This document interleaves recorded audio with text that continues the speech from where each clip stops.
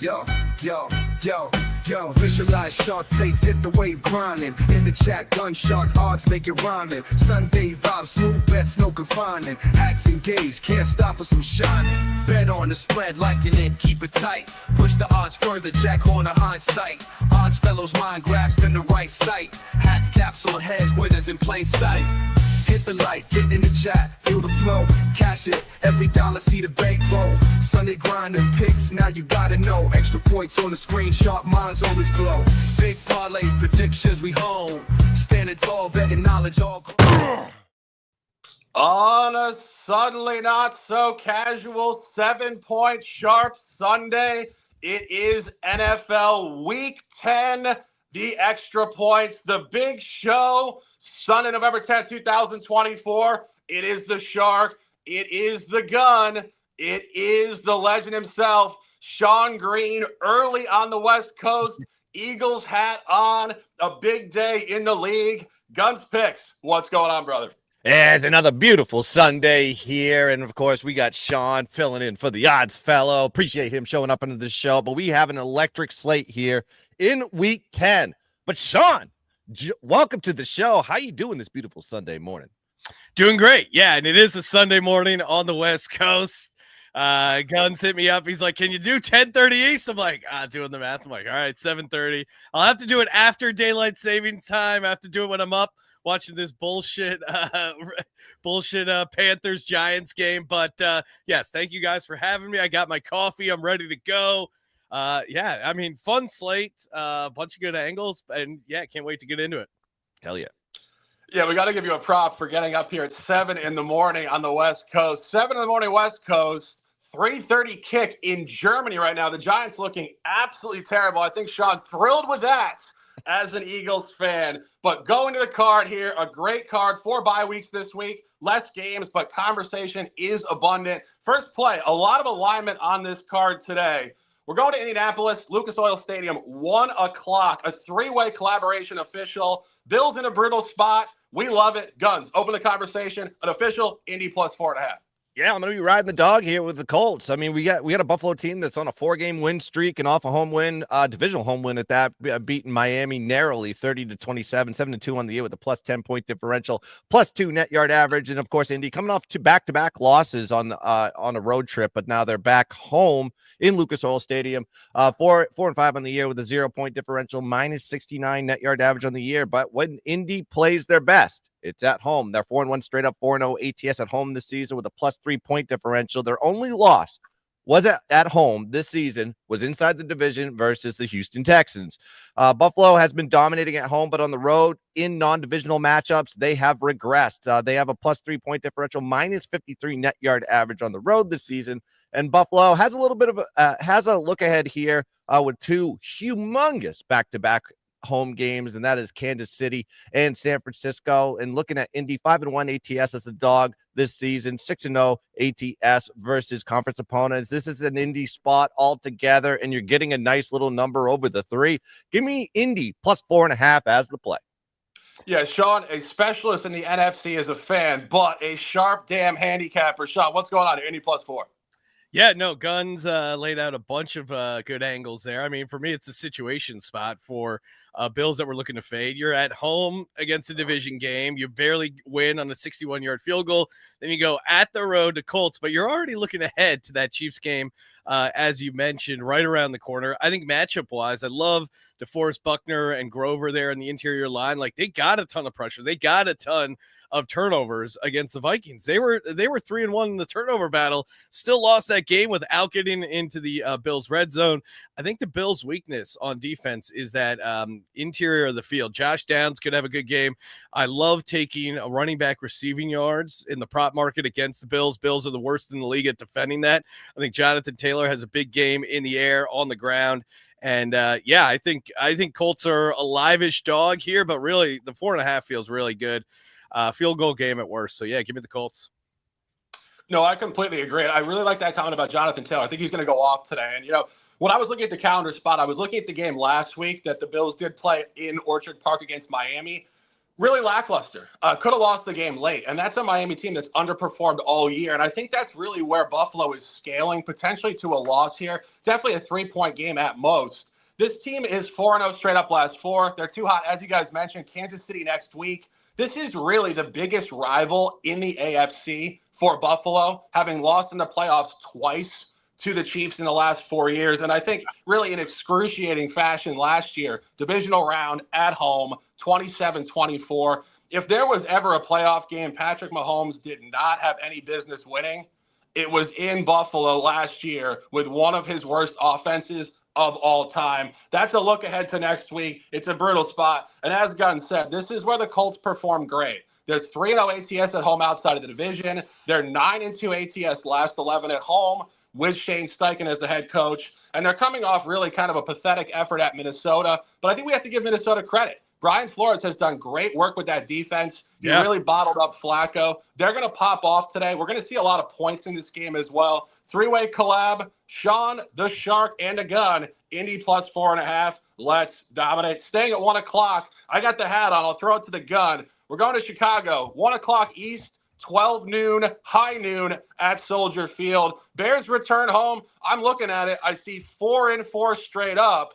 I see 4-0 at home. This is where they perform well. Guns, not the buy hat. Fandom, talk to me. What's going on? Yeah, you got Shark. He's wearing the buy hat. I'm wearing the fade hat today with the Patriots hat, but I'm going with the Bears on this one, -6.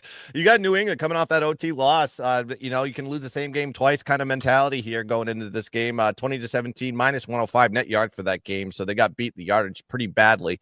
Then you have Chicago, back-to-back road losses. Washington, Arizona, they're 4-4 in the year, plus 3-point differential, -28 net yard average of the year. Chicago's strength is their defense, really.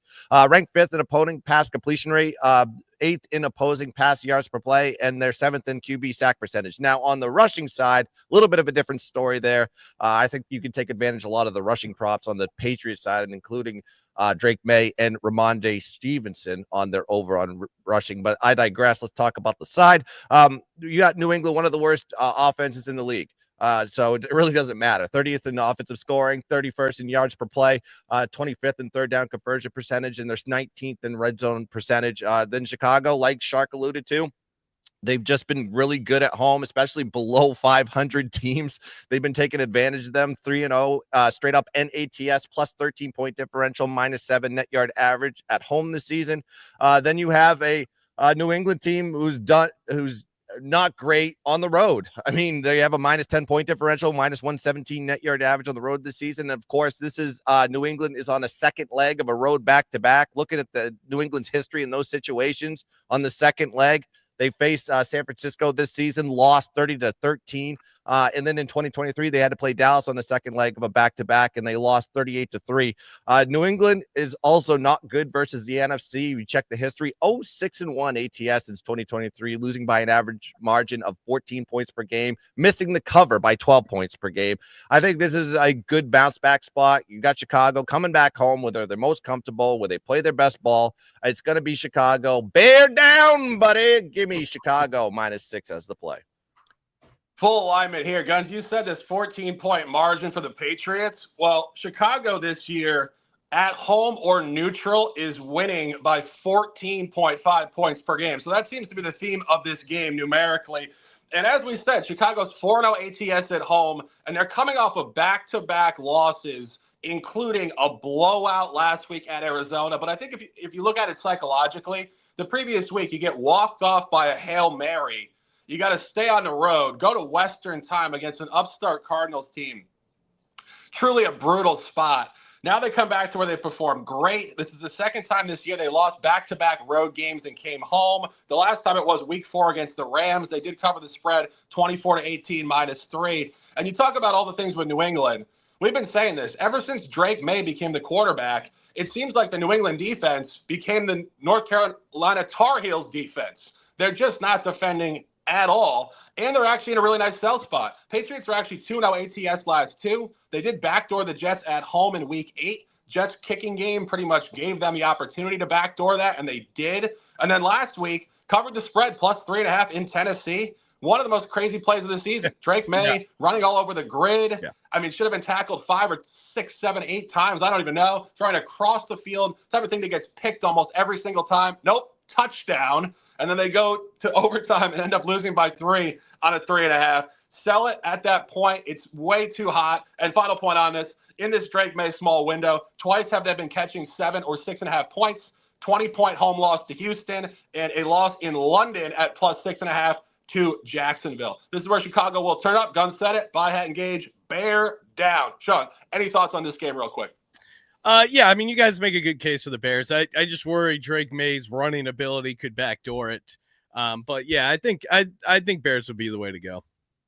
Yeah, no, 100%. So keeping it moving here. As I said, 4 bye weeks this week. So we've got less games, but we have more conversation. Sean's giving us some access to a game that I don't think the Gun and I really have a great feel for. But Pittsburgh 6-2 to the surprise of many. Washington 7-2 to the surprise of everybody. A really marquee matchup here, 1 o'clock in Landover, Maryland. Sean, you're looking at Tomlin trend off a bye and a road underdog in a long, long window here. Pittsburgh on the money line at 127. What's going on here? Yeah, no, I mean, Steelers as a dog with Tomlin is just an autoplay for me. Is TJ Watt playing? Yes. Is Mike Tomlin a dog? Yes. Then you just play them as a dog. You can try and outthink it. And Jaden Daniels has certainly been outshooting everyone's expectations. Hats off to Jaden. And, you know, the Cliff Kingsbury offense, I didn't think it would be mid-November and it would still be this good. You know, with guys like Zach Ertz, Austin Eckler, everyone, you know, you wouldn't want them on their fantasy team, and yet they're putting together a pretty good offense with this team. I'll counter that by saying, again, not only Steelers, as you mentioned, as a road dog, but Steelers coming off the bye. Mike Tomlin's been a very good coach coming off the bye throughout his career, and I think this is another good spot for them. They're getting Nick Herbig back, which if you watch that Cowboys game when he got knocked out, it really was the only bright spot for the Cowboys offense was when Herbig wasn't on the field. I just think this defense is really going to impose its will against a Commanders team that could be looking ahead to the Thursday night game against the Eagles. And really the way you beat the Commanders is by pounding the rock. So I expect Najee Harris to have a big game as part of the handicap. So yeah, I think the Steelers coming off the bye finally catch this Commanders team. So yeah, I like them to win outright. Sure, you can take the 2.5, put it in a teaser, but I don't think you'll need it. I like them to win outright.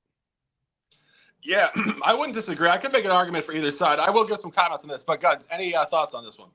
No, I think Chewbacca actually put this up here, and I thought this was a pretty good teaser. Like Sean said, I was like, if you can find getting over some key numbers on that one, that's a perfect one there with Pittsburgh. I don't think this is going to be a complete blowout of any sorts with Washington here. I mean, if they are going to win the game, it's going to be very narrowly close. I trust the Pittsburgh defense, and with Washington, I'm still on the fence that they're fool's gold. Their schedule has been very weak so far. Even the win against the Bears, they shouldn't have won that game. They didn't even score a touchdown until the final play of the game on that Hail Mary. So there is susceptible of when they go against a good defense. That offense will struggle, and I think in this case, you're probably looking at that here. I will not fade Mike Tomlin in any of these situations when he's an away dog. He's coming off the bye. All trends tell you to go take Pittsburgh. And as long as TJ, like Sean said, as long as TJ Watt is in that lineup, that defense is going to be thumping. So yeah, it's Pittsburgh or pass for me. Yeah, I mean, I think you guys are making great points. For me, this is just a trap spot for both teams. As Sean mentioned, you got to look ahead for Washington to the Birds on Thursday night, which is a brutal spot. And I think this team is kind of teetering on the edge of a loss. As we said, probably shouldn't have beaten the Bears 2 weeks ago and really got by close on the road last week at the Giants. Pittsburgh, however, plays Washington before 4 consecutive divisional games. After this game, they play a home game against Baltimore, road Cleveland, road Cincy, home Cleveland. I'm not entirely sure how much that applies because obviously Russell Wilson here only in his 3rd start with the team.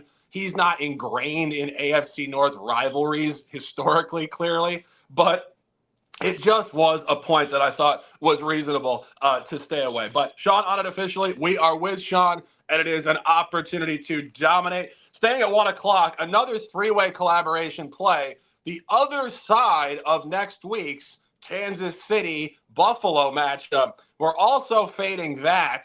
And I think this cap has significant merit to Denver. I'll throw it to the gun. Opening remarks, Denver plus 7.5. Yeah, I think as long as you're getting it over that 7 over possession on this one, it's a Denver spot all the way at Arrowhead Stadium. Kansas City, Missouri, 1 p.m. is the kick. And then you have Denver coming off a bad loss, 41-10 on the road, a spot that we had perfectly. Took Baltimore first half, cashed that ticket. They're 5-4 on the year with a plus 2 point differential, plus 13 net yard average, but they're going against a Kansas City team off a nice little short week.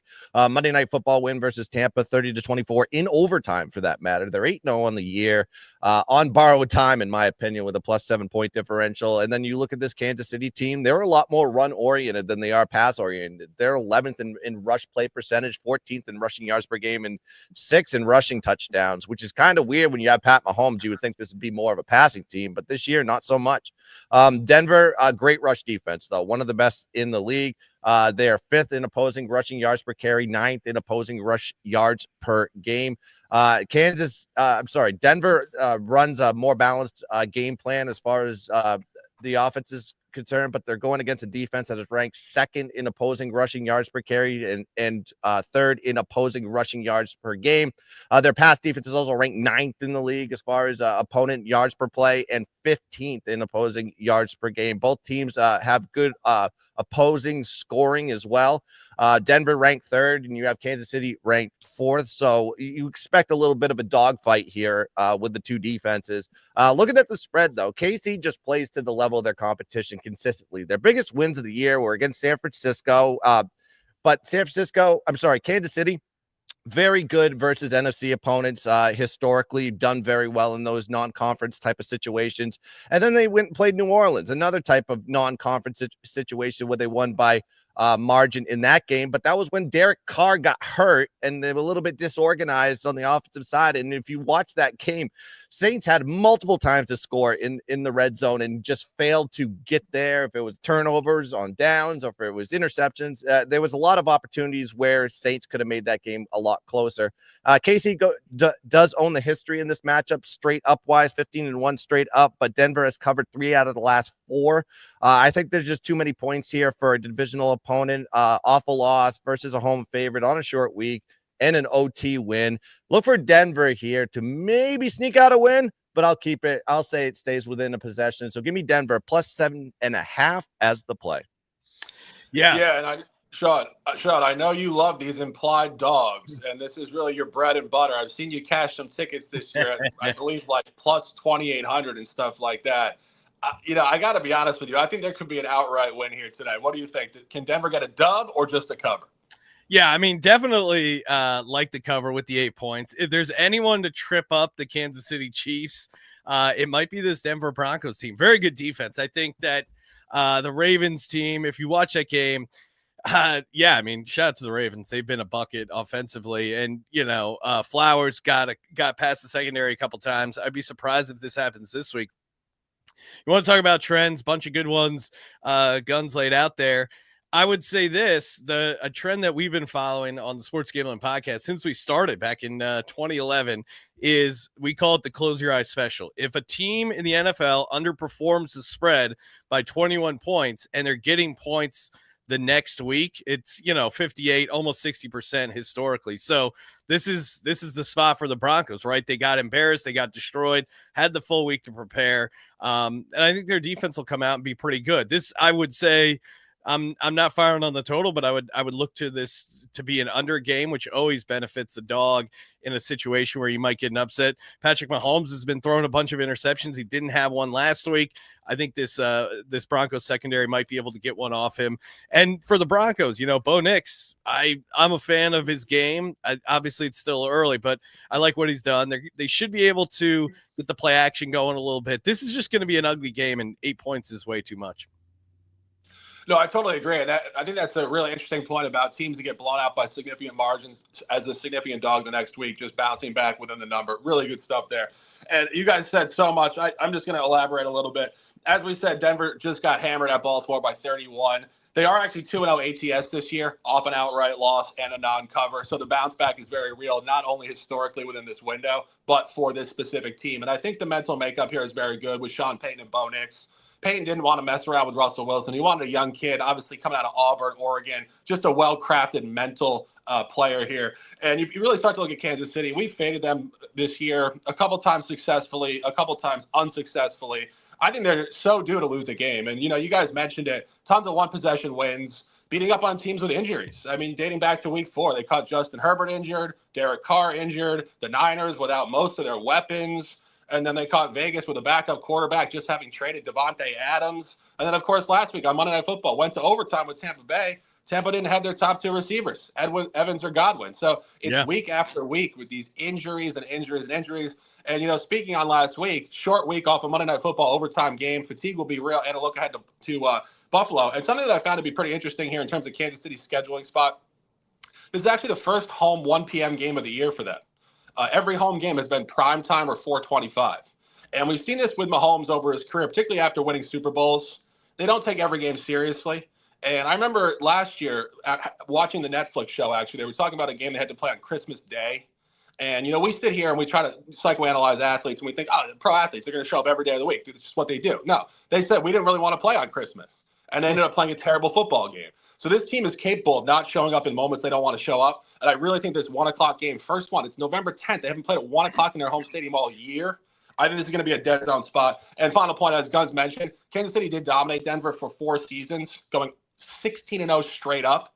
Denver actually beat them in the most recent matchup last year in week 8, emphatically 24-9. So Denver has turned the corner in this matchup. They know they can beat them. They see it with their own eyes. They trust.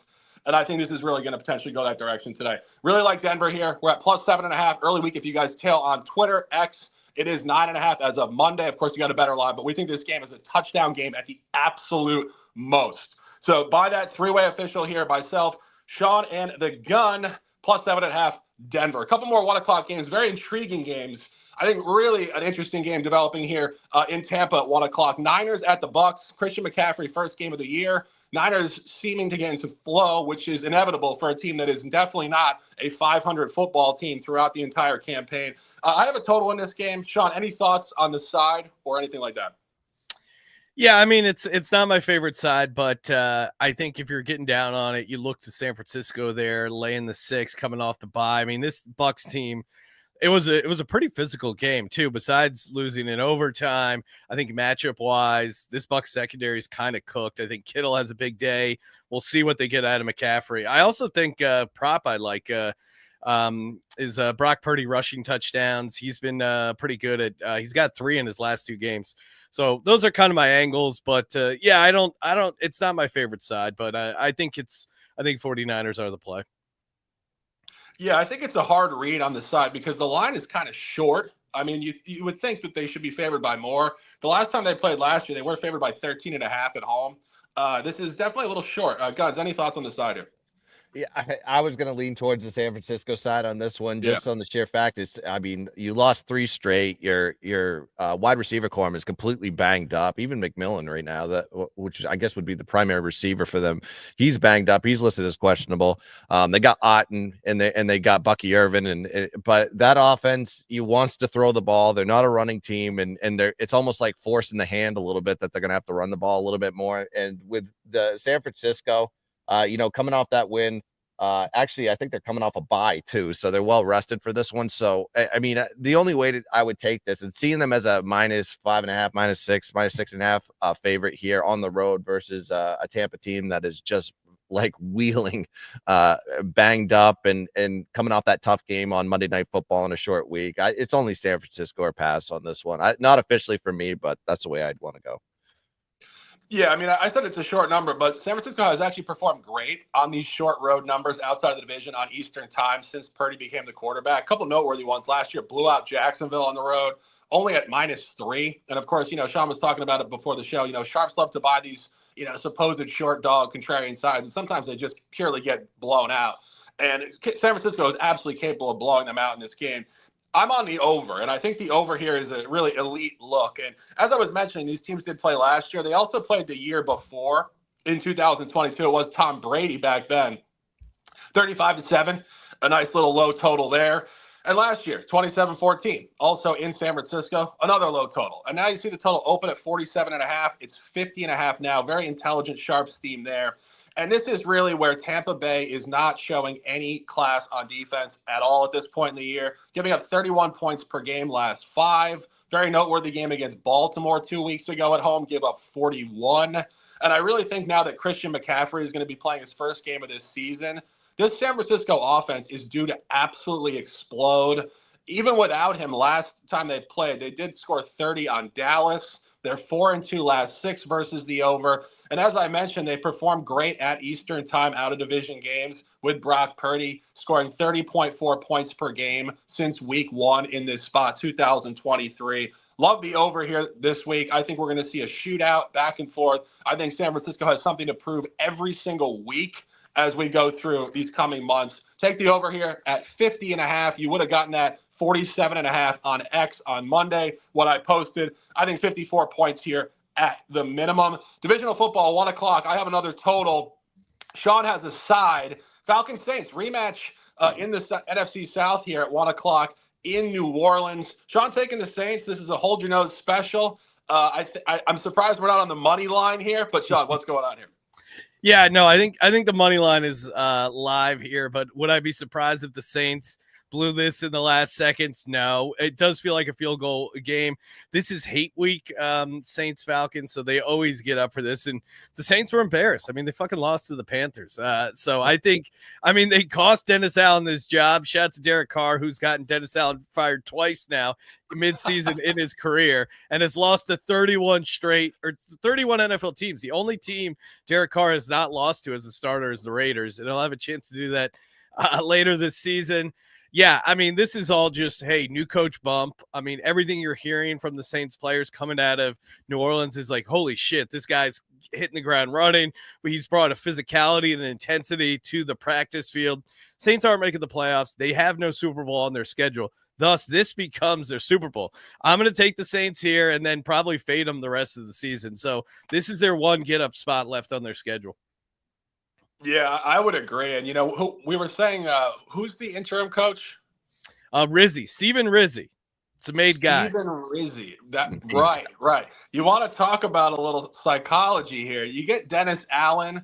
I mean, he might as well have been, what's his name? Something Allen that ran Microsoft back in the 80s. Paul Allen, Paul Allen. I mean, that's the kind of energy this dude had as a head coach. Like, how do you hire that guy to lead a group of alpha males in a football locker room? You got to be kidding me. And now you bring it back to, an Italian. I mean, go from one side of the aisle to the other. This should be an energy shift 100%. And I don't have a side on the total or on the game. I do have a side on the total, but I will throw it to the gut.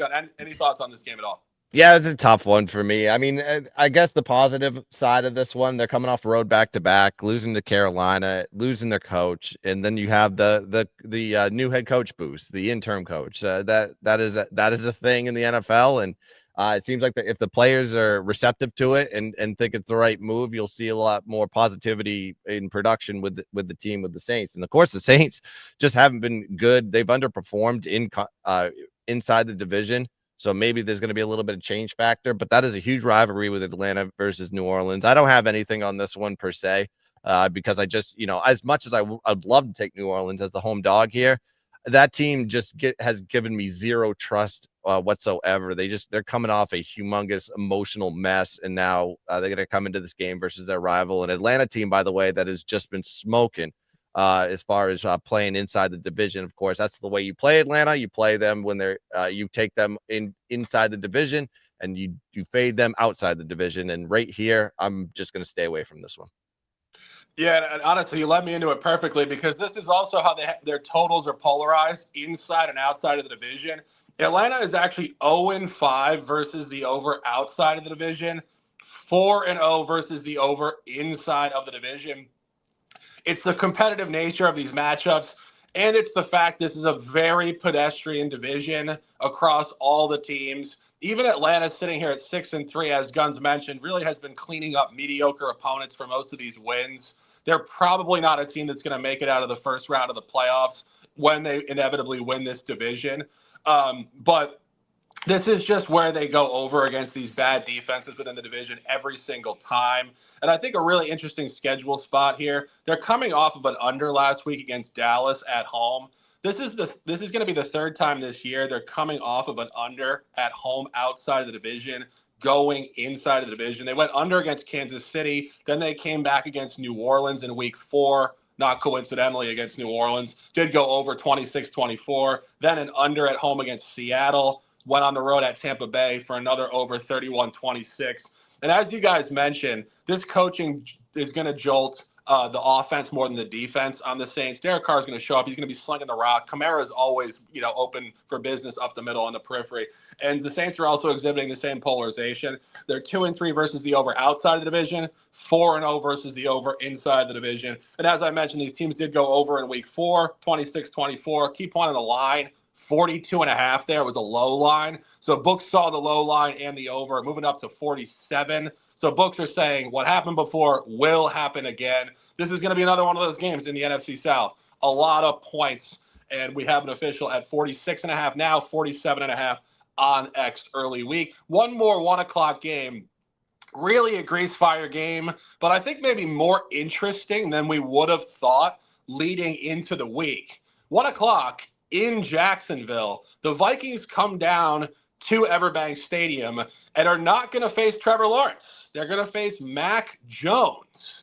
And I think if there was ever a time for Mac Jones to really stick his foot back in the door in the league, it would be right here. Patriots did him dirty. Obviously, you come down here. Trevor Lawrence is a 1A type of quarterback on a massive contract. But Trevor Lawrence has not looked good this year. Now he's hurt. This is where guys can get a job and run with it. Sean, any thoughts on that?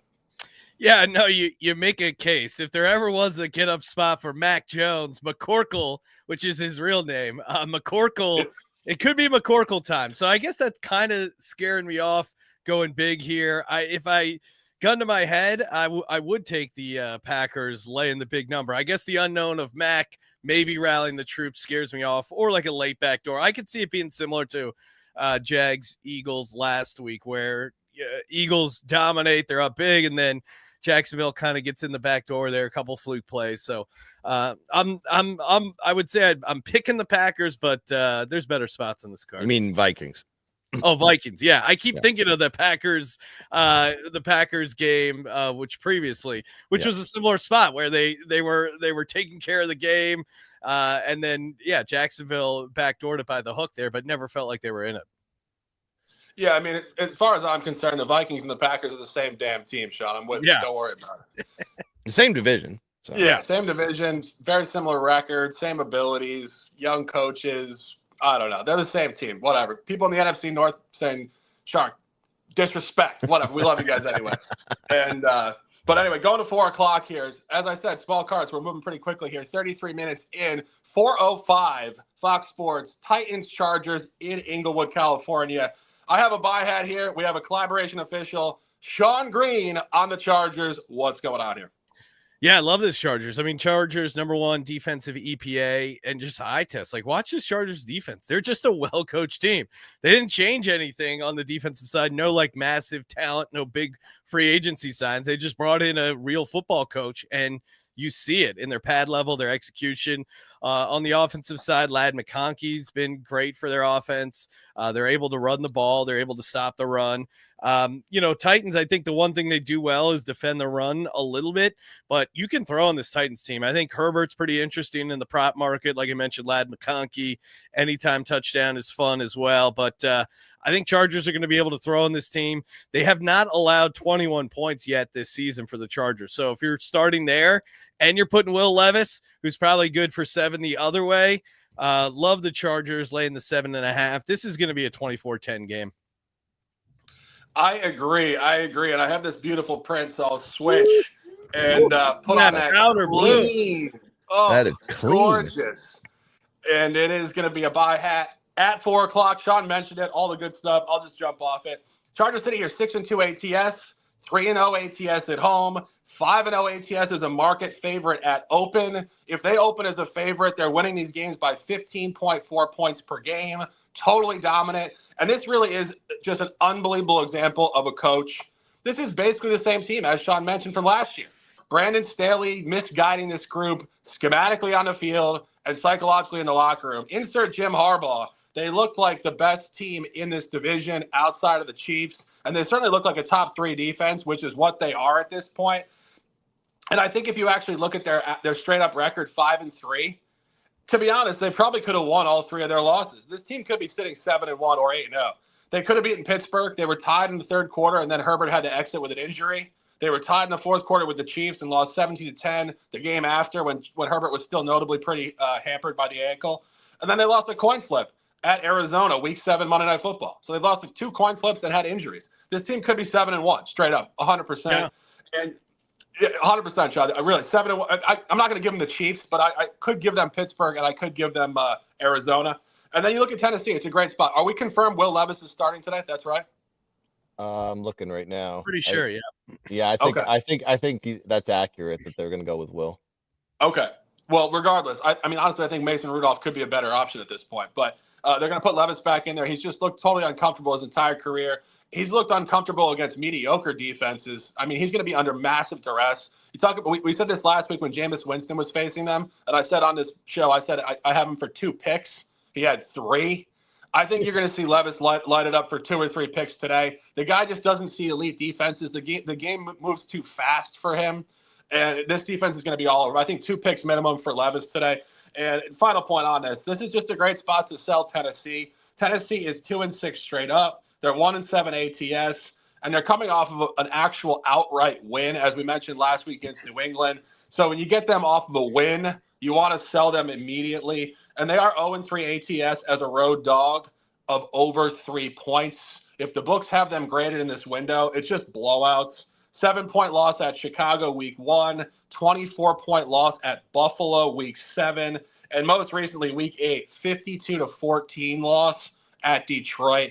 This is really where the Chargers are massively upgraded. They're a great buy team. We bought them almost every week. You don't want to go away from it on this week. Buy, hat, engage, collab with Sean. Chargers -7.5. Guns. Are you going to get to the window on this? Have we convinced you? I think I might be getting to the window on the total. I mean, I'm seeing 39.5, 40 on this one. I think this is an underplay just on the sheer fact that the Chargers don't let anybody score. I mean, look at the last few games. 8 points to the Saints, 10 points to Cleveland last week, 17, 16, 17. They only gave up 20 to Pittsburgh and 3-10. So, I mean, they're only giving up 13 points per game. I mean, this is a pretty good defense there for the Chargers, and I think if they're going to win by margin, that means the Tennessee's not going to be scoring much. And if you want to trust Will Levis with your money, go right ahead. You know what this guy's going to do. He's going to try to create something stupid. He's going to try to do some backyard BS, and he's going to throw a dumb pick. And his coach is going to yell and scream at him and said, why did I even put him in? I should have put Mason Rudolph. He's going to be regretting it. And I think this is a team that wins by margin. And I think the under is a good look as well. Yeah, I mean, even going back to that game where he played at Chicago in Week 1, if you guys remember, the only reason Chicago covered that spread is basically because Levis handed it to them in the fourth quarter with a terrible pick 6, like a shovel pass across the field, right on the sideline. And it's like, as I said, the game is just too fast for this guy. Like, there's something about quarterbacking the NFL that really just comes down to your mind. You have to be a fast thinker. And I just don't think the guy really has that fast of a mind for as physically talented as he may be. He really is a fish out of water in this league. And I just don't see him going much further past this season. So we're buying the Chargers. What's the Will Levis prop over on his interceptions? Is it like -1,000? I mean, what is it? Because he's got to be a pick. High. Yeah. Yeah. I mean, I would look at that prop if it's not too heavily juiced. I mean, that he's going to throw a pick. Easily. I mean, I think 2 minimum. Sean, do you have any numbers on that? I'm pulling it up now. Yeah, it's -175, which I knew it'd be juiced. I'm normally not a guy laying a ton of juice on props, but how could you take the under? It's free money. Yeah, it really is. He's definitely throwing one. Yeah. Do we have a number for 2 or 3? I was just pulling up DraftKings. They don't have the alt listed. I would bet online might have something like that, but yeah, let's see. I'll poke around, but I'm sure you can get plus money on that. Yeah, I mean, 3 is probably 175. It's probably about even money on 2. It's probably slightly plus, like plus 120, and then probably like plus like 210 for 3 because that's just like a wild.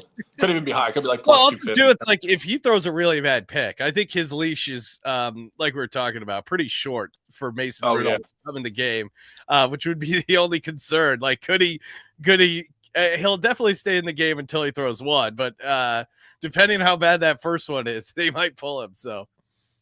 Yeah, no, in his 5 starts, he's thrown at least 1 pick, and then in 2 of those starts, he's thrown 2. So 2 out of his 5 starts, he's thrown at least 2 picks. That's crazy. Yeah, and he hasn't seen a defense like this really. I don't think this season to this point. So, and it's it's another thing we talk about the psychology of these coaches moving these quarterbacks around. This guy's already obviously quite uncomfortable in the pros, and now he's feeling so much pressure. So he's going to be throwing the ball even into tighter windows and forcing the ball. This is going to be like just wide open. Like just within that, like I honestly didn't cap the total here. I think I would be a little careful taking the under here because I think given the Chargers' defensive efficiency, 39.5 is actually kind of a high line. And I think what the books are kind of telling you here with this is that you're going to see just a wild, loose version of Tennessee with Levis at quarterback. And actually, if you go back to that game they played at Detroit where they gave up 52 points, it wasn't Levis, but it was the same idea that Rudolph is also playing for a contract, so he's feeling tons of pressure to like force the ball. I believe they had 4 turnovers in the first 3 quarters and really kind of gifted points to the Lions. If you look at that box score when Tennessee played at the Lions scored 52 points, and I think Goff only had like 130 yards passing or something. No, it was below 100. It was great. It was a hilarious box score because they were getting special teams touchdowns, defensive touchdowns, turnovers, in the opponent's zone. Like that would be, to your point, that would be the only concern is that does Will Levis get you 7 points for the Chargers or like an easy 7? Because I'm with you. I don't see like if you like the under for the game, I also like Titans team total under. It's like 16.5, something like that. Because 16.5, you said? I think it's sub 17, but it's tough to get there with the Titans, especially considering Chargers haven't let up 21 points, and the only game they let up 20 was against the Steelers, and they've played some pretty decent offenses. And then you have the Titans coming off a win, going to the West Coast. It feels like a good time to fade that team. Yeah, no, I mean this is I'm trying to see a way that this could get over where the Titans could stay under. I mean, the Chargers would have to score 30 plus. It's 14.5 the team total. Oh wow, so it's dropped. Okay, but still, probably not a huge difference between that and 15.5, 16. Yeah, 15.5 is minus 118. You can get minus 108 right now in DraftKings for 14.5. So what do you think about like the final score being like 31-13 or something? Yeah, I guess that's the only concern is that Chargers offense or they get some easy turnovers. But I would overall look to the under, but I think just fading the Titans is a way to isolate it if you're worried about Will Levis pick 6 or something. Yeah, and I mean, we've been saying this on this show every week, and I'm sure you've been saying it on your show as well with Kramer. There's just historically bad teams in the league this year. Like, you don't see this many awful teams usually. I mean, usually there's like 1 or 2. I mean, this year we got like 5. Yeah. I mean, and, you hate to say it's like contrarian or square or anything, but sometimes just taking the same team and fading the same team every week is just absolute cash. And this is really an example of it. Like, there's no need to overthink it. There's just so many angles towards it. So we love this. And again, the total is an interesting conversation. I could see the Chargers going over their team total as well. I think it's probably like 24.5 or something. Let me look. I got it right here. It looks like it is. You can get over 23.5 juiced at minus 125, or you can get 24.5 at plus 102. If you think it's going to go over that. So I think, probably line's 23.5. Yeah, I think they probably get 31, to be perfectly honest. And I was thinking they haven't really exploded on offense yet in any capacity, but they've shown the ability to do it, just not sustainably. Like, they put up 23 in the first half at Denver, I believe, or at least through 3 quarters. And that's a good Denver defense at Mile High as well. I think that they're kind of due to explode. And, as I mentioned with a couple of these games, this Tennessee defense, which I think is supposed to be their better unit, 52 at the Lions, 34 at the Bills. Gave up 30 to the Packers with Malik Willis starting. I mean, I don't think anybody saw that coming. Gave up 24 to the Jets in week 2 when the Jets were not performing well at all. and gave up 24 to the Bears when the Bears were starting a rookie quarterback in week 1. And again, the looseness of their team, just giving up 2 defensive and special teams touchdowns. So we love this game. A lot of conversation. Let's keep it moving. Sean, I got to bring you to the fandom here. 425, a game that I think we thought was going to be a totally different story when we looked at this preseason. But here we are in week 10, and Dallas is 3-5, 0-3 at home, and Dak Prescott is saying he's going to get season-ending surgery. We said Mac Jones. You said McCorkle. I didn't know that. I learned something every Sunday. That's his real first name. And I didn't know that either. And I was sitting there thinking to myself, talk about a bizarre world where we're talking about a McCorkle and a McConkey on a Week 10 Sunday. But here we are, and it is Philadelphia at Dallas. Philly laying a heavy 7.5, but I think this game takes on so much more intrigue, and I'm actually looking forward to this conversation more than I would be if it was Dak Prescott. Cooper Rush, Maction Part 2, not Mac Jones, Central Michigan product. Yeah. And it's a guy that performed pretty damn well as a starter in relief of Mac going back 2 seasons. Sean, you got the hat, you got the fandom. You know this team better than I do. What's going on with Philly today? Yeah, no, I mean, Philly, if you have A.J. Brown healthy, if you have Lane Johnson healthy and Jalen Hurts healthy, this team is good for 30 points a game. I think they're going to be able to run the ball. You've seen what Barkley's done, and the defense is kind of coming to life as of late. I know Cooper Rush, if you look at his straight up ATS record, it's pretty good, but it's a pretty small sample size. I would dig a little deeper. You know, the concerns for the Eagles are maybe looking ahead to that Thursday game against the Commanders. But the fact that it is Eagles Dallas, I think is going to be tough for them to look ahead. And Jalen Hurts has never won in Dallas. I think this is a good opportunity to expel some of those demons and, close things out. So I look for this Eagles team to get the win, get the victory. Certainly as a betting component of it, there's always that backdoor looming. It's a big number. To me, the auto play is Jalen Hurts anytime touchdown. Especially post bye, they've been running it very, very effectively. And basically, if you're getting plus money on Jalen Hurts anytime touchdown, you play it every single 17 weeks, you're going to go 11-6, worst case 10-7. It's crazy. They're still pricing it. I got it at plus 105. It's probably still close to that number. So that's a prop I like. But the number's a little big for a division game. But as we know, Dallas sucks. Go Birds. Yeah, I mean, I'm seeing some market movement coming in here on Dallas, actually. It was at 7.5. Now it's at 7 in some books. I have some good – honestly, I have some comments on this, but Guns, any thoughts?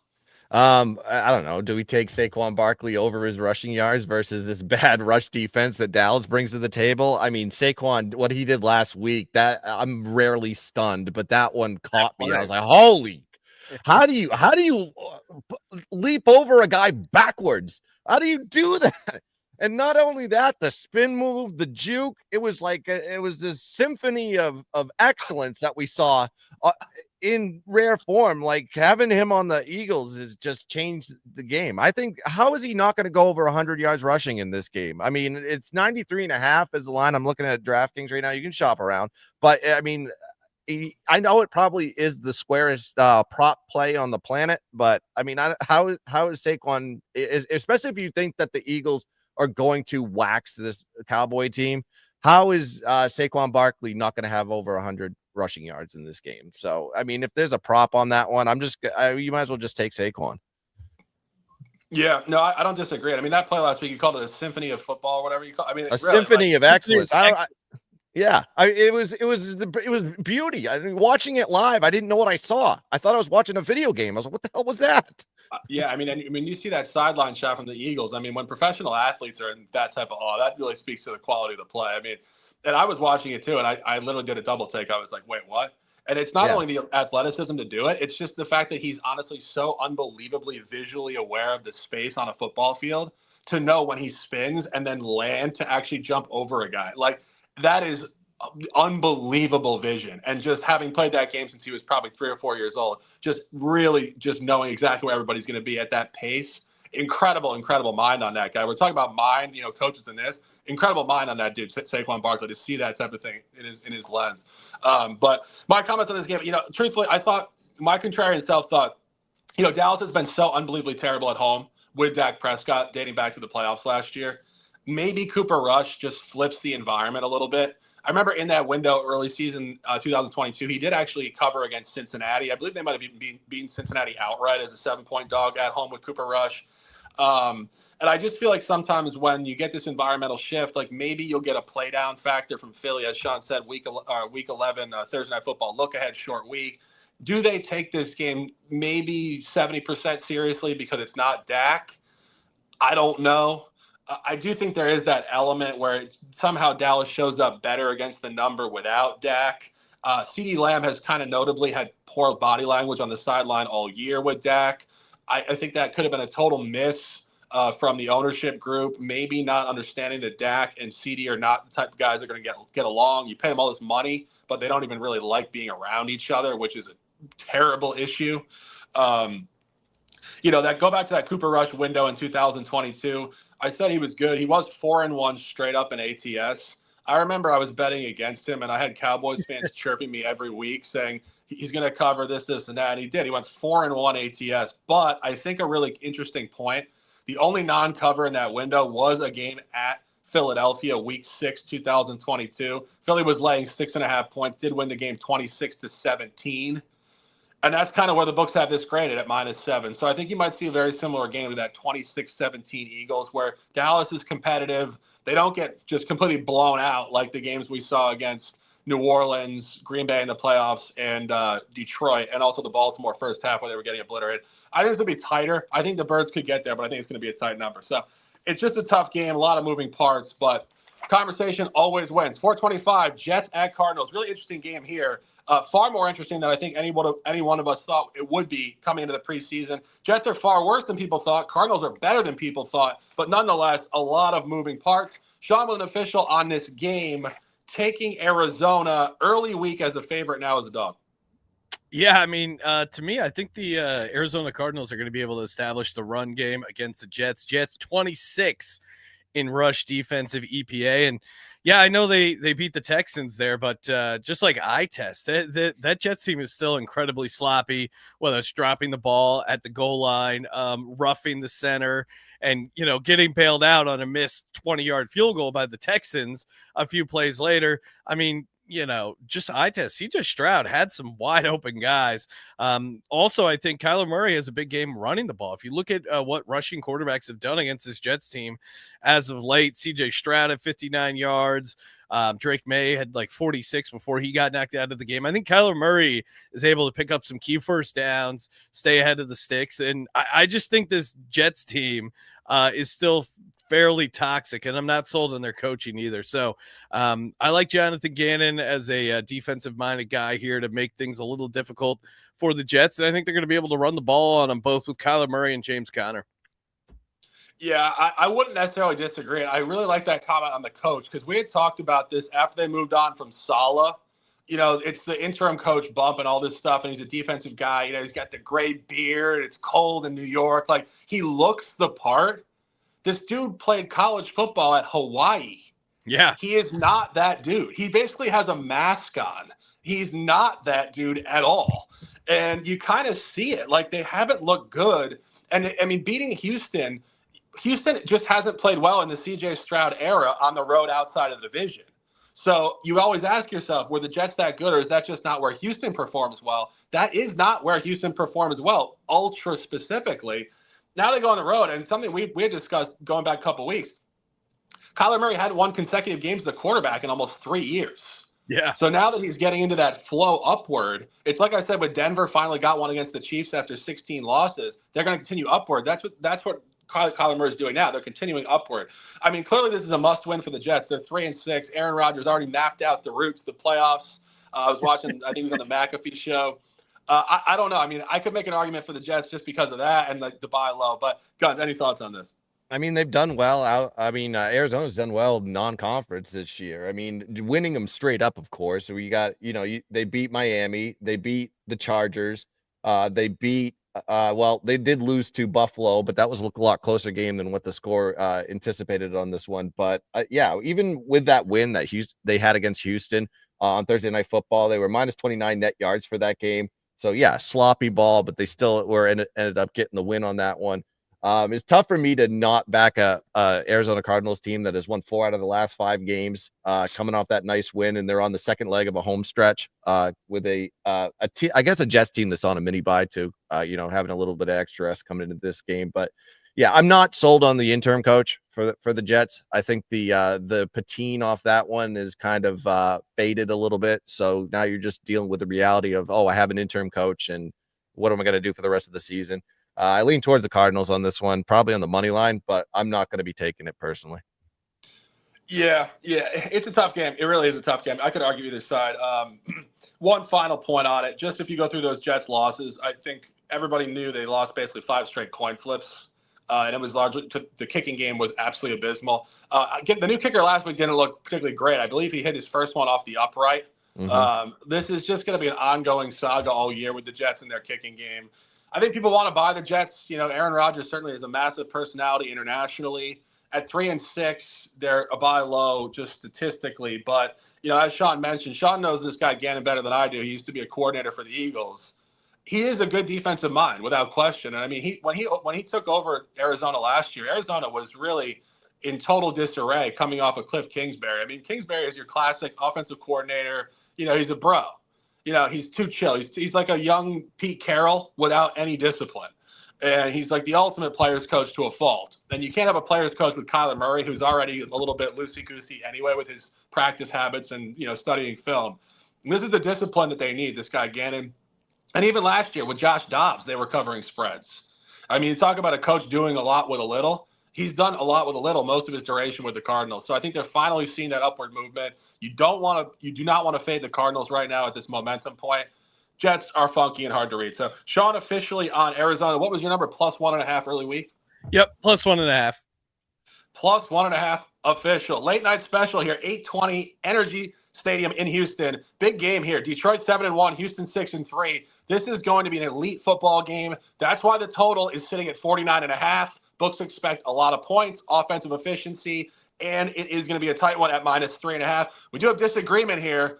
This is going to be a great conversation. Sean, talk to me first. You're official on Houston at plus 3.5. Or Detroit? No, he's on Detroit. Yeah, yeah. I'm on Lions. I'm like, wait, I hope I didn't send that over. I hope my Freudian slip didn't just flip the environment. Let me do that again. We'll reset. Okay. Sean officially on Detroit -3.5.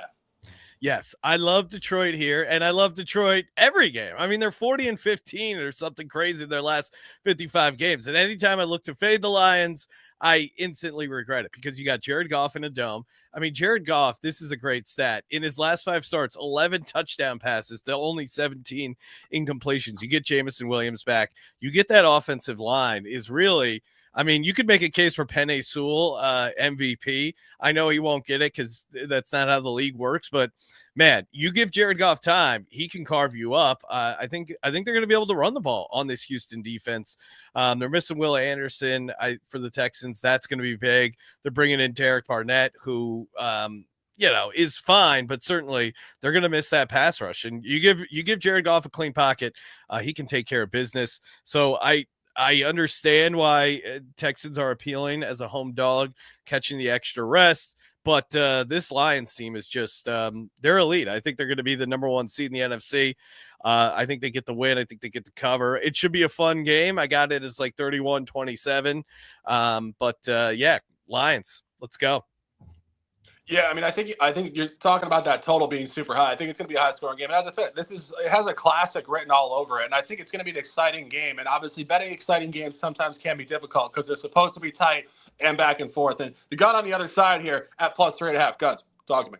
Yeah, forgive me, Lord. I'm back on my bullshit, and I'm fading the friggin' Lions. Sometime I'm going to have to cash one of these tickets, and I think it's going to be on this one here.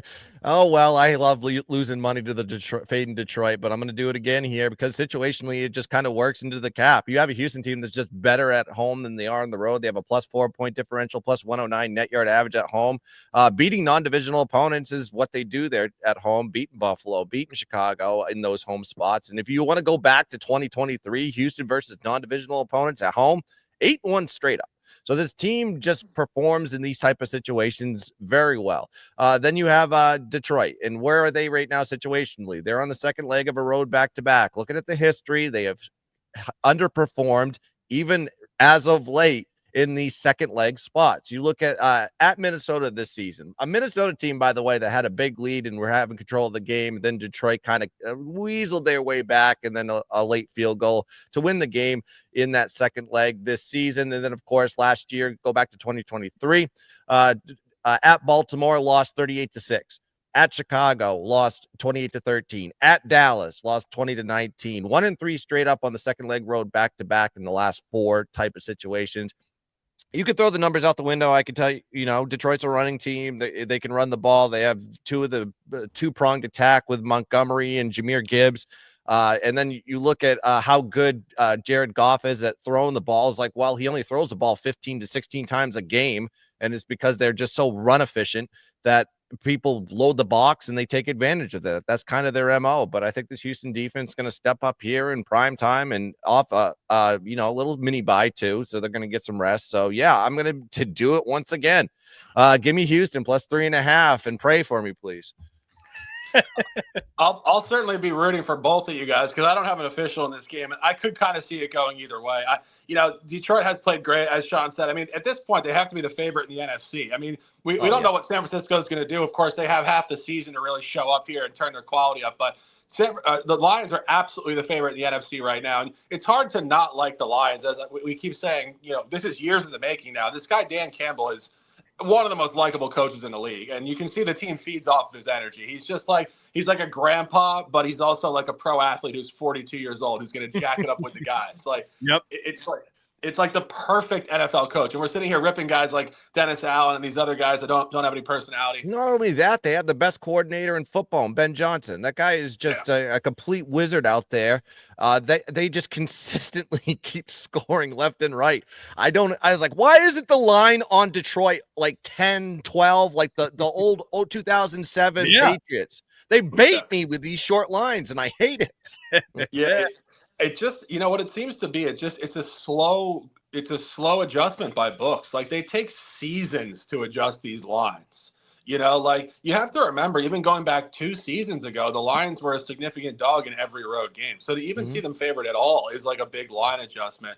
And it takes like historical elongated domination for teams to start laying touchdown plus on the road. It's just the way it's graded. And I think oftentimes people, not guys that look at it like us, but people, the 99% out there that bet and just look at lines kind of loosely think like it's short, but they're not looking at the history of the matchup and the history of how teams are graded.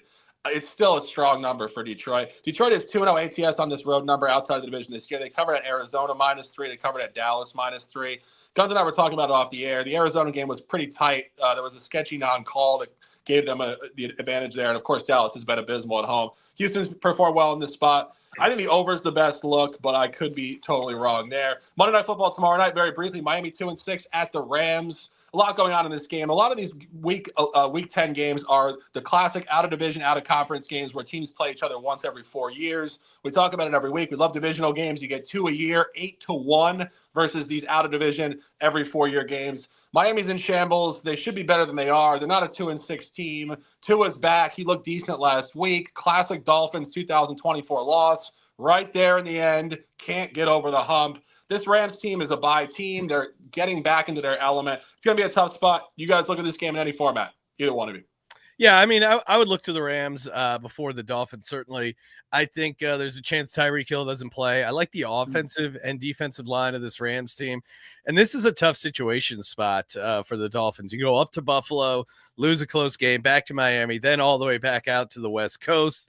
The concern for, going all in on the Rams here is what their secondary allowed to JSN, who just carved them up. And certainly if Tyreek Hill does play and he's healthy, he could certainly feast, but the wrist injury complicates things because he's such a big part of their offense. But I think Rams at home with the way their lines are playing, the way they're keeping Stafford clean, the way they're sacking the quarterback, I think is a pretty good spot. Yeah, Guns, anything? Yeah, I think the Rams are the spot on this one. That's a team on the upward rise. It's getting the weapons back, getting Cooper Kupp back, getting Puka Nacua back, and getting back into the comfortability of that offense is what's been kind of alluding to the success. 3 games in a row you're winning, and this team should be humming along now.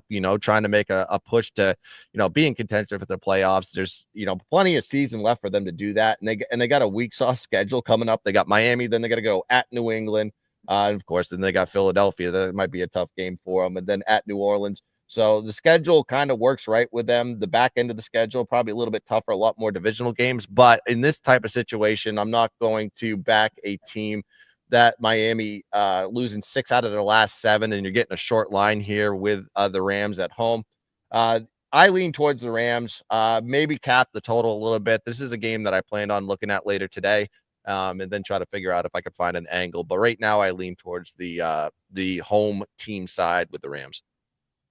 Yeah, no, I want to look at this in more detail myself. I'm leaning towards the over at first glance. And I think what you're looking at here with these out-of-division games, they haven't played since week 8 of 2020. That was still Jared Goff on the Rams versus, I believe, Tua in his rookie year or second year at that point. So the data here is very anecdotal in terms of the matchup. But I think both of these teams are showing upward movement in their scoring efficiency, which I don't see going the other direction. If you remember the Rams with all the injuries in weeks 3 through 7, clustered unders at the Bears 24-18, Packers 24-19, Raiders 20-15, getting their guys back all of a sudden 30-20 against the Vikings. Last week, they did go under 26-20 against the Seahawks, but that game could have gone over. A couple of mistakes. There was no points early and then a ton of points late. Just one of those funky, sharp lines. And Miami does fall into the same category. It's actually pretty uncanny. If you look at the Rams and you look at Miami, their schedule flow is almost identical. They're coming off of a first quarter cluster of unders due to personnel injuries, like significant personnel injuries. And Miami did go under in a cluster in those early weeks too. 24-3 at the Seahawks, 31-12 Titans, 15-10 Patriots, 16-10 Colts. All of a sudden you get Tua back 2 weeks ago. It just immediately flips. 28-27 against the Cardinals, over at Bills last week, 30-27. I hadn't looked at this, but I actually love this. This is Miami and the Rams are like an identical team in terms of injury and calendar flow from unders to overs because of getting personnel back. I think the over in this game is actually an excellent look. Probably will get on that tomorrow night. Taking a breath, 1 hour and 7 in the books. NFL, the extra points, week 10, a great conversation it was. Sean, we appreciate you immensely. Tons of top plays here, a lot of collaboration plays. 3-way collaboration, Indianapolis at 4.5 or 5. Denver, 3-way collab, 7.5 or 9.5 early week. Collab play between myself and the gun, Chicago -6.5. Sean also has Pittsburgh +127 money line, New Orleans +3.5, Arizona +1.5, and Detroit -3.5. And Guns, I didn't mention this on the show. I forgot it, but we will mention it now. Keenan Allen over 40.5 yards. That does connect with the Bears side. We won't go into detail. People know who he is. He's a tatted up wide receiver from California who's going to catch 50-plus yards today, 100%. Hell yeah. And, of course, disagreement. Houston +3.5. It will be a great conversation. And I think that over tomorrow night is a great look. Sean, we appreciate you immensely. Drop a couple words. Tell them where to find you. Find me on X at Sean T. Green. Subscribe to the Sports Gambling Podcast. We're starting our pregame show on YouTube here in about 10 minutes, answering all your questions, getting you ready for kickoff, some late-minute parlays, whatever. Hop in over there. And, of course, Dallas sucks. Go Birds. Let it ride. Appreciate you so much, bro. We'll do another show hopefully soon. And, of course, the gun, my man, big dog shit here on a suddenly not so casual week 10 Sunday. Guns, close them out. A pleasure as always. Let's dominate. Yeah, I appreciate everybody in the chat. Ricky Levine, we have Bruno, we have Jabaka, Anthony Massa, Crypto Pacas. I don't know if I'm saying any of these names right now. Why can't you guys just call yourself Peter Smith or something?